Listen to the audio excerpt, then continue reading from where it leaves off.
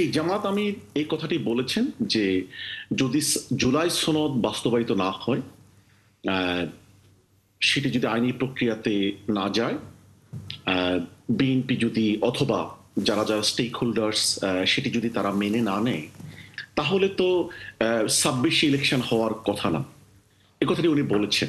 কিন্তু সাথে সাথে উনি আরেকটি কথা বলেছেন যে জামাত চায় ২৬-এর রমজানের আগেই জাতীয় নির্বাচনটি হয়ে যাক।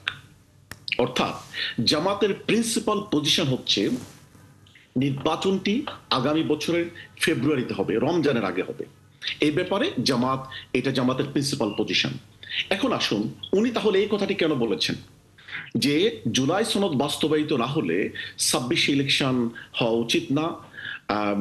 এই কথাটি উনি নৈতিক অবস্থান থেকে বলেছেন যে যেই বিপ্লবের মাধ্যমে এত রক্তের বিনিময়ে একটি বিপ্লব অথবা বাংলাদেশ 2.0 হতে যাচ্ছে, সেটি যদি বাস্তবায়িত না হয়, সেটির যদি নিশ্চয়তা না হয়, তাহলে সাংবিধানিকভাবে কিন্তু নির্বাচনটি 5 বছরের জন্য হয়েছিল, যদিও তথাকথিত নির্বাচন একতরফা আওয়ামী লীগের সাজানো আমির আমির ইলেকশন, তাহলে তো ২৬ ইলেকশন হওয়ার কথা না।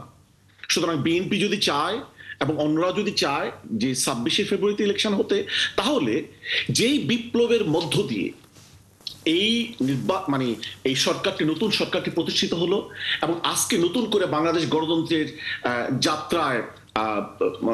যাত্রা শুরু করেছে, সুতরাং তাদেরকে জুলাই সনদটি মেনে নিতে হবে। যদি তারা এটি মেনে না নেয়, তাহলে বিএনপি সহ যারা এই কথাটি বলছে ২৬ ইলেকশন হওয়া দরকার, তাদের কোনো নৈতিক আইনগত অধিকার থাকে না ২৬ ইলেকশন।